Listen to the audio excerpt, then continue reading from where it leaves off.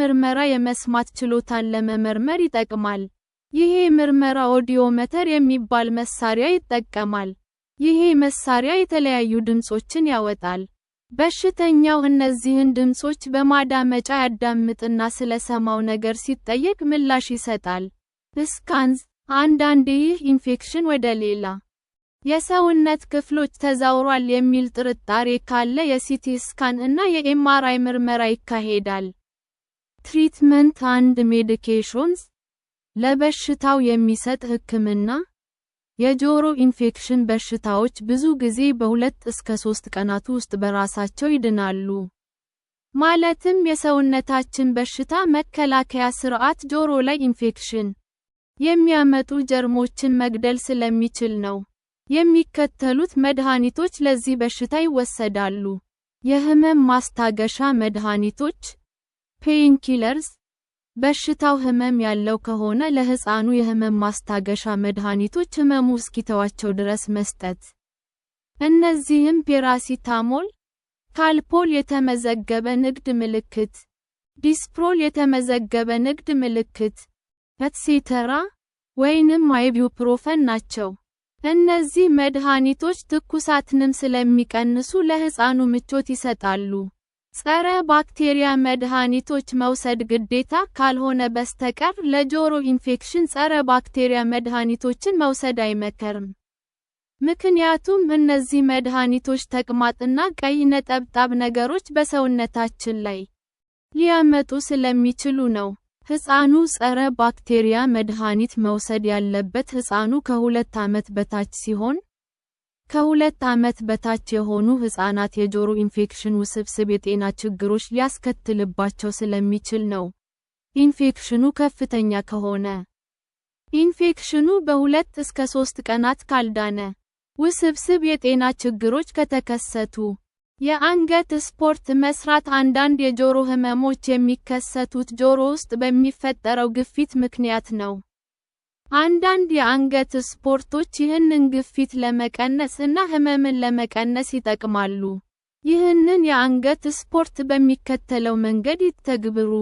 እግራችንን ዘርግተን ከአንገታችን ቀጥ ብለን በቂጣችን እንቀመጥ። ጭንቅላታችን ከትከሻችን ጋር ትይዩ እስኪሆን ድረስ ጭንቅላታችንንና አንገታችንን ቀስ ብለን ወደ ቀኝ ማዞር። ከዚያም ጭንቅላታችን ከትከሻችን ጋር ትይዩ እስኪሆን ድረስ ጭንቅላታችንንና አንገታችንን ቀስ ብለን ወደ ግራ ማዞር። ትከሻችንን ወደ ጆሮአችንን ከፍ ማድረግ፣ ልክ ጆሮአችንን በትከሻችን ለመሸፈን ያቀድን ይመስል። ከላይ የተጠቀሱትን እንቅስቃሴዎች ቀስ እያልን እና 5 እየቆጠርን እየቆየንበት እንስራ። ይህንን እንቅስቃሴ በቀን ውስጥ በተደጋጋሚ መስራት።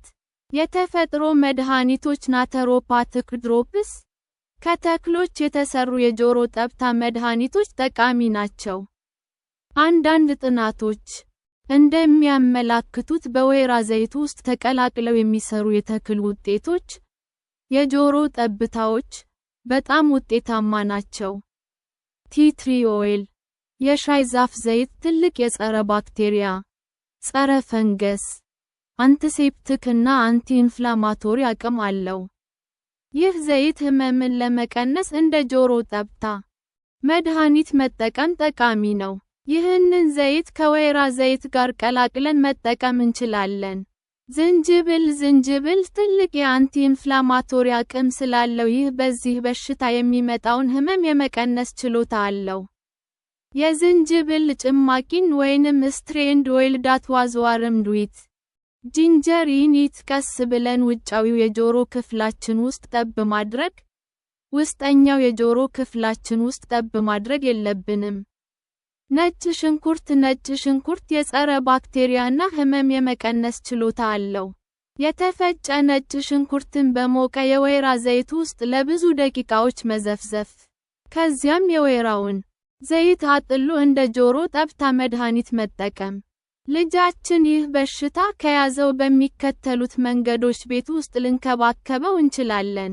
ትኩሳት ካለበት ፈሳሽ ትንሽ ፉት እያደረግን ማጠጣት። ህመም ካለበት ህመም ማስታገሻ መድኃኒቶች መስጠት። ለምሳሌ ፔራሲታሞል፣ ፓናዶል ወይንም ዳይሜዶን፣ አይቡፕሮፈን ወይንም ፔራሲታሞል ኮዲን ሚክስ፣ such as pain stop። ለልጃችን የምንሰጠው መድኃኒት ትክክለኛውና በትክክለኛ መጠን እንደሆነ በጣም አረጋግጠን መሆን አለበት። ምክንያቱም ሕፃናት ሰውነታቸው በደንብ ስላልጠነከረ በትንሽ ነገር በጣም ሊጎዱ ስለሚችሉ ነው። ልጃችን የሚተኛበት አልጋ ከራስጌው ከፍ ማድረግ ጆሮ ውስጥ የተከማቸው ፈሳሽ እንዲወጣ ይረዳል። ለልጃችን ብዙ እረፍት መስጠት። መግል እና ደም ከጆሮ እየወጣ ቢሆን እንኳ ጥጥና ጨርቅ ጆሮ ውስጥ መክተት የለብንም። ይህ የጆሮውን ታምቡር ሊጎዳው ይችላል። ሐኪማችንን ሳናማክር ልጃችንን በአውሮፕላን መውሰድ የለብንም። ፕሬቬንሽን፣ በሽታው እንዳይዘን መከላከያ ዘዴ። ከሲጋራ ጭስ መራቅ። ልጃችንን ከወለድን በኋላ ከ6 እስከ 12 ወራት ጡት ማጥባት በጣም ይመከራል። ምክንያቱም የእናት ጡት ወተት ልጃችንን ጠንካራ የበሽታ መከላከል አቅም እንዲያዳብር ስለሚረዳው ነው። ስለዚህም ኢንፌክሽኖችን በቀላሉ ማጥፋት ይችላል ማለት ነው። ሕፃናት ማስነጠስ እንዲችሉ ማሰልጠን ጠቃሚ ነው። ምክንያቱም ስናስነጥስ በዩስቴኪየን ቱቦ ውስጥ የተከማቸ ፈሳሽን ማስወገድ ስለምንችል ነው።